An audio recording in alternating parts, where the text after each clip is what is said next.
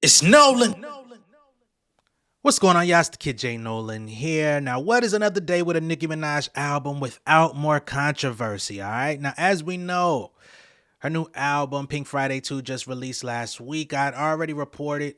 I think the report that I was actually reading from a couple days ago was not all the way accurate. They were trying to say that Pink Friday 2 was already gold with 500,000 copies. Unfortunately, that seems not to be the case. As a matter of fact, the projection for Pink Friday 2 is somewhere around 300,000. However, they're trying to take 100,000 of those copies away from Nicki Minaj right now. When I say they, I'm actually referring to Billboard music and their charts. We're going to get into the reason why in just a few moments. She went live last night after her performance with Kai Cenat and everybody. She did some songs from the album. Tickets for the actual Pink Friday 2 tour just went on sale today. So if you're a Nicki Minaj fan, make sure that you go ahead and get that. But she also spoke about the journalist Elliott Wilson, which we're definitely going to get into. Not doing an interview with him this album cycle. She also spoke about Kanye West and not clearing the record New Body for his new album with Ty Dolla $ign. Excuse me, not Tyler.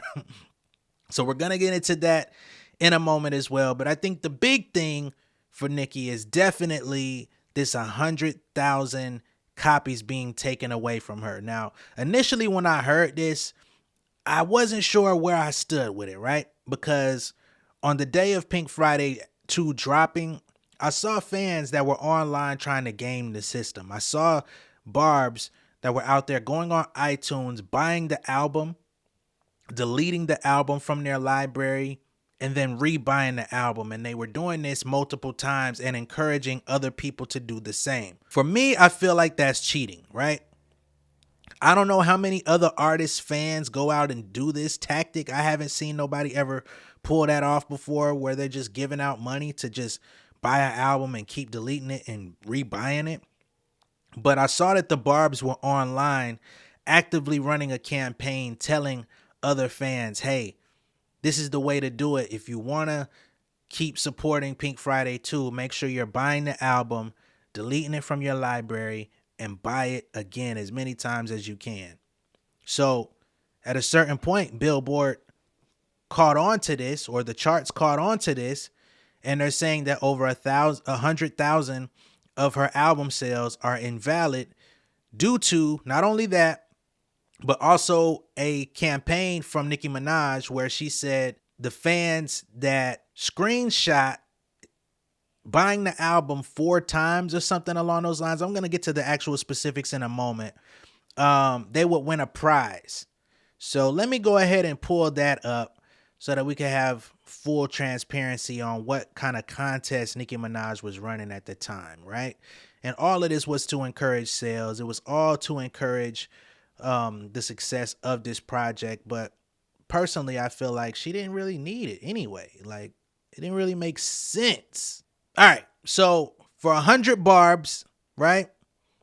You got to show the proof of your 4 vinyls or 4 digital downloads, which is basically each cover, each edition of the album that's being offered on her website, which is also being counted towards Billboard. There was a big controversy about that with Red Ruby the Sleeves and stuff like that before, when she was selling the different versions of her songs on the website. Taylor Swift had also done the same. There's a few different artists that were really encouraging fans to go buy the music from their direct website, which I thought was very innovative, which used to be how the music industry was ran, so it shouldn't even be innovative. But the more that we've leaned into streaming, the less we've seen actual sales. So she says, a chance to help me pick the next 3 songs for the Gag City 2 edition that comes out in 5 days in person. So she's giving people incentives to go buy this album and show proof of it. Then we get an update that says, been discussing my 100 Barbs contest for months.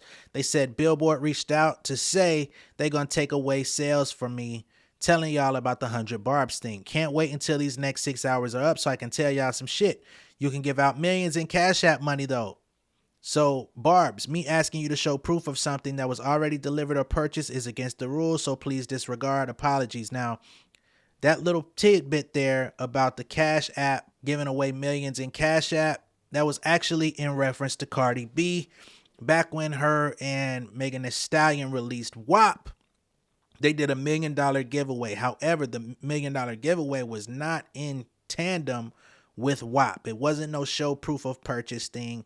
It was a thank you to the fans who made the song a success. I'm gonna show y'all just so y'all, cause I want everybody to understand I'm not a Barb, definitely, and I'm not Barty Gang either.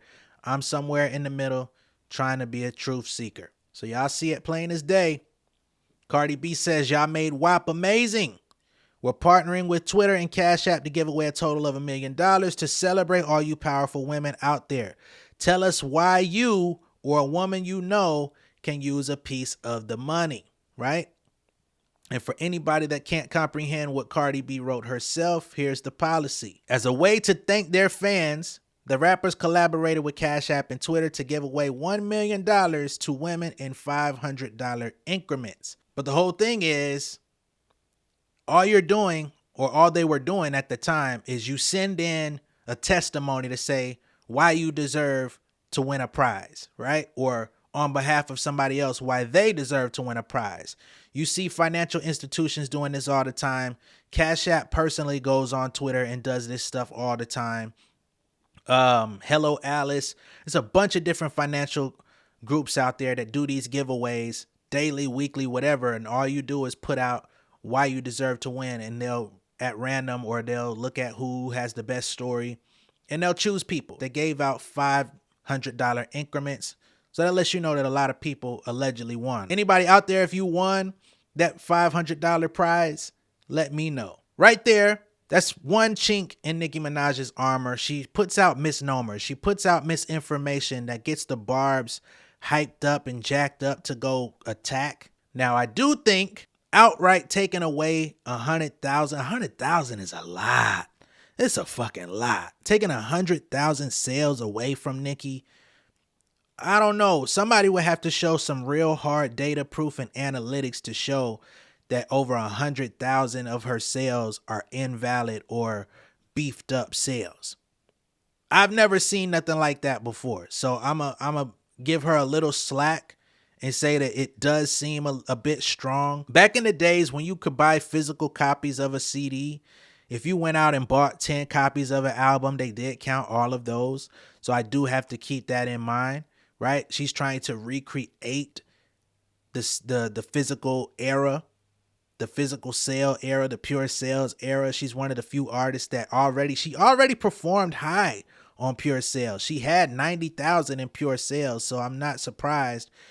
But to try to take away all 90,000 of her pure sales is absolute insanity. So I will say I'm gonna cut Nicki some slack there. Billboard, y'all gotta come out and give some validity to what y'all talking about. You can't just do that. And a reason why I say that is because Russ came out and I think he said that Billboard took over 10,000 of his sales away from him on his recent album as well. And August 28th of this year, not too long ago, Russ came out and expressed his frustration on the Twitter.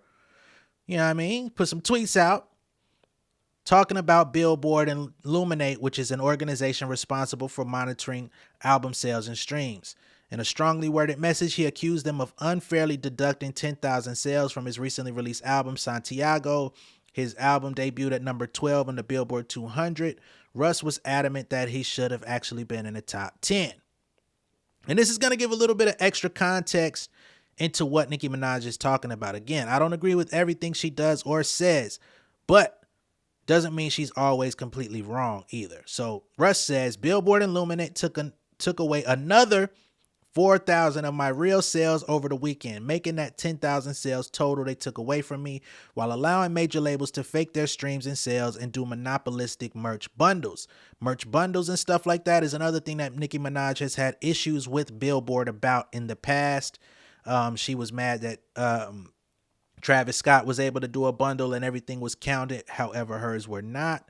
So again, she's not always wrong. I just think it's interesting that she always has an enemy for each album release. Russ continues, only major labels are allowed to do merch bundles because the only approved vendor is a major label vendor. Okay, so your merch bundle has to only come from a specific company, right? Otherwise, if you go outside of that system, they say it's not valid. Russ goes on and he says one company, PMC, which is Penske Media Corporation, they own Luminate, the sole company that verifies the data for the Billboard charts. They own Billboard, they own Rolling Stone, they own Variety, they own Vibe, they own WWD, they own The Hollywood Reporter, Dick Clark Productions, the Golden Globe Awards. I mean, this list is insane, honestly. Academy of Country Music Awards, the American Music Awards, Latin American Music Awards, Billboard Music Awards, Streamy Awards. They own South by Southwest. It just goes to show you how a lot of these companies are all linked in together. They're all lumped into just shell company with all these others under the umbrella. And they're all basically jerking off. You know what I'm saying? I hate to say it like that, but they all kind of jerking off and spraying each other because they're in the same shit acting like they're different. As much as I don't always agree with Nicki Minaj, I have to say, this is not a problem that's exclusive to her. So shout out to Russ for doing this months ago, because had we not had this additional context, we would think that it was just being targeted at Nicki Minaj, which is just not the truth. The WAP thing was not fully true, but she's on to something. In the midst of all this, right, she did an interview with Kai Cenat yesterday or the day before. A lot of people were criticizing her for going on Kai Cenat and not doing traditional press, not doing traditional radio. I think she may have an interview with Funny Marco coming. I believe she has an interview with Joe Budden coming. So a lot of the traditional media outlets are not all that happy, and they're not happy in general, right? This is a division that's happening in the game right now between old media and new media, the old guard versus the new guard. The Hots, you know, the Power 105s, the Hots, the Powers, all these companies out there that are present in all these different markets with these terrestrial radio stations and syndicated shows. They're not understanding why artists don't want to come up there no more. They don't want to sit in these traditional spaces and talk about bullshit crap. Limited talk around the album, more talk about controversy, where artists are now going to the Kai Cenats, the Bobby Aldoffs, the Joe Buddens, Funny Marco. Like, the press rollout looks vastly different than it did just 5 years ago. Someone like Elliott Wilson, he also came at Drake a while back for sitting with Bobby Aldoff, right? He didn't like that shit. He thought that he was supposed to get an interview with him, and he never got it. Now we see him coming out, and he posted a screenshot of her interview with Kai Cenat where she was kind of bent over or whatever, and he called it hip-hop journalism. Nicki Minaj did not like that, okay? So she took some shots at Elliott Wilson. She actually called him Idiot Wilson. Kept it short and sweet and aimed at his fucking head. You know how many tweets I've seen you post disrespecting me, Idiot Wilson? All of y'all, for some reason, when y'all are around certain people, y'all feel that y'all have this power. Oh, I didn't know he came at Drake. I didn't even know that. I must have missed it. I promise you. Came at Drake for what? Came at Drake for what? Nobody owes you shit, hoe nigga. Fuck you!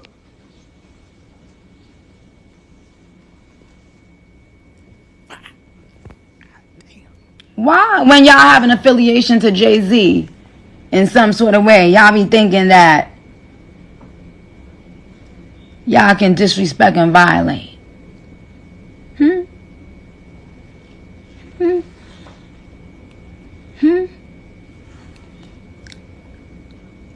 This is a very interesting take for her to point out that he has an affiliation to Jay-Z, which he absolutely does.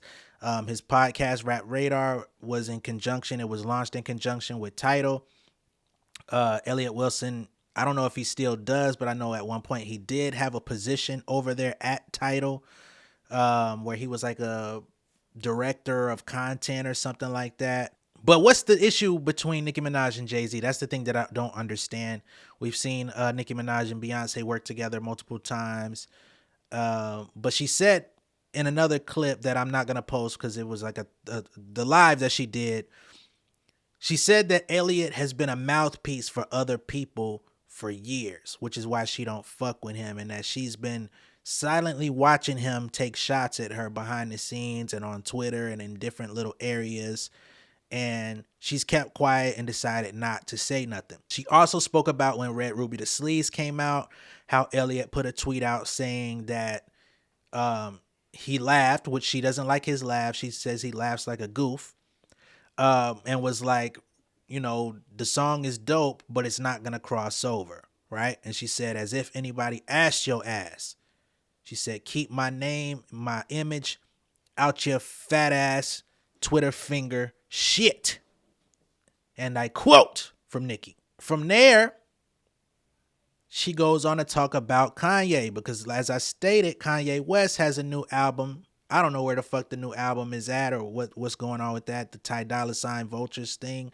It's a star-studded event. It's got so many different artists on it, all types of features you wouldn't have even suspected would be on there. I don't know. Do we still care about Kanye albums like that right now? I'm not even excited to hear it. But she talks about how she didn't clear the song New Body because they worked on it so long ago. The song is actually available online. It's on YouTube. It's on a lot of different outlets. It's been illegally obtained by millions of people already. The song's been available illegally for 3 years. She says, why would I clear that? Everybody's already heard it. Y'all already got that. No, the ship has sailed. Kanye West came out and made it very clear. Not only did he post his text to Nicki, but he also spoke about it, and he said, I advocated for her in her career. I don't know why she don't like me. It's been pretty clear Nicki Minaj don't like him, no. In the live last night, she also spoke about how she tried to make that song work. She wrote over 3 verses for the record, and each time Kanye had her rewrite it. She said that she created a masterpiece of a verse. Kanye came back because he was in his deep Christian mode and was like, hey, can you please make it more gospel? She came back, switched some things up out of her respect for Kanye. He still didn't like the verse. Nicki Minaj says, hey, I'm working on my album. I got other things going on. I'm not about to keep writing verses for this song. You could take what I got or you can leave it, but I'm not creating nothing else. I'll see you later. And she stuck to that. Now, y'all know my channel, a lot of times I may come across like I don't like Nicki Minaj. I may not agree with Nicki Minaj, but I totally understand where she's coming from here. I'm a songwriter. I'm an artist. I've had people come back and ask for revisions on stuff that I do for them. And it's like, yo, after 1 or 2 times, it's clear you don't know what you want. Okay? You coming to me asking for something and you don't know what you want, you're going to have to get your shit together. I'm not going to keep coming up with shit on the fly, utilizing my creativity, my energy, my expertise, knowing what I do, right? You're not the artist. You're not the writer. You're not the creative. All you know is you have an altruistic view in your head about what you want, and you don't even know what you want. Nah, miss me with the bullshit. You could keep your money. I don't even need it. On my level, I've done that to people. So I understand why Nicki said, you know what? You got it, bro. Fuck that song. Now, all of a sudden, 3 years later, he wants to put it out officially, and she says no. It is what it is, man. You didn't like it when I gave it to you. You wanted me to keep changing my verse. Now you want me to clear it? Nah, fuck that song. Now, to address this Elliott Wilson thing, I do understand where he's coming from, and I do want to say this. Although the media is changing, although the new guard is changing, and we have these new personalities that have these new podcasts, these new variety shows, and different formats of how they talk to artists, I don't think there's anything wrong with going to these more personal outlets. But the issue that we're having, and I think this is the issue that Elliott Wilson is having, is that he's a journalist that's been around since at least the 90s, since the Source era, since the 5 Mic era. He's somebody who has interviews with hip-hop legends, hip-hop greats. He listens to albums. He dissects albums. When he sits down with people, he can pinpoint certain lyrics from not just their new music, but their old music. He pays attention to their career, their awards, their accolades, etc. So he's actually a studied journalist. When we talk about hip-hop not giving love, respect, and honor to the forefathers, or not being aligned with the values that hip hop once had, when we look at the entire scope of things, I understand where he's coming from because we're losing recipes. So I can understand why people feel like, well, the culture's missing, the culture's not being respected, the culture's not being represented in the right way, because when these newer people come in, they don't come in with the same level of expertise. They don't come in with the same level of knowledge and history. And I think if they were seeing somebody that came in, like it's, as y'all saw with Funny Marco, Bobby Altoff, the cool thing to do was to interview an artist and act like you really don't know nothing about them. Whereas people like Nardwuar of the world, a lot of people don't do Nardwuar these days. Don't know why. But that nigga know everything about your ass from when you was born up until the day you showed up. And he be knowing shit that he probably shouldn't know. Niggas be disrespecting Nardwuar. Niggas want to knock his hat off. Niggas be doing all type of bullshit. And I think that's where the new media, the old media, the old radio stations, the old personalities that actually put a lot of work in to get where they are, they feel not only threatened, but they feel disregarded. And the thing that I would say to the old media, y'all would get a lot more love if y'all fucked with the new artists, not the new artists signed to labels. If y'all actually opened your doors to independent artists that was making moves, unsigned artists making moves, right? If y'all would actually create platforms for new and independent artists to come up to those buildings and be treated equally fairly, where are the people trying to break music at? Where are the people that actually want to have that first interview with somebody who hasn't really cracked through the ceiling yet, but you could actually be the first one to do so, right? Some of these folk, you go back in the days, you got people coming out with all these old ass Tupac interviews and you don't even know who the fucking interviewer was. Where is the people that do that now? A lot of the bloggers, a lot of the other platforms out there, they're gone. There's so many other platforms out now. If you want to go sit on their podcast, they want you to pay them in order to sit down with them, which everybody's got a business model, but that also kills it. Because if you genuinely respect what I do, hit me up to come on your platform. Why I got to hit you up and buy your time? And until it gets cleaned up, we're going to continue to see the Funny Marcos. We're going to continue to see the Kai Cenats, DJ Academics off the record. We're going to continue to see, well, Bobby doesn't even fucking do interview content no more. She done moved on to something else. I think everybody has a role to play. And if you don't want to play your role, get the fuck out the way or try something different. All right? Let me know what y'all think of all this down below in the comments. Be sure to like and share this video. If this is your first time seeing me on YouTube, go ahead and subscribe to the channel. Hit the post notification bell for all updates, and I will see y'all on the next one. Peace. King of my city and cul-de-sac. Coming out swinging like soldier rags. Leading my people like quarterback. But I study this shit, I'm an almanac. Had to get up and grind. Knowledge is booming, I'm here to apply. Came with the chip and the dip, it just single the mind. We finna do more than survive. I need my check. Spinning the block for the Gouda. We hitting the jeweler to flood out the net. We don't do beef for computers, I'm straight out the sewer. We come when you rest. Niggas be looking perplexed, so keeping my foot on their neck. No map, I trust my gut for the quest. But drama, I'm fully abreast. I was ready for years and they doubted me. All of a sudden they tell me they proud of me. I been dropping these haters like calories. Cross them out, I came back with some boundaries. Stand for my honor, but you run no corner. Packing the stick with a drummer. When I catch my bad, won't fumble. I done came too far to be humble.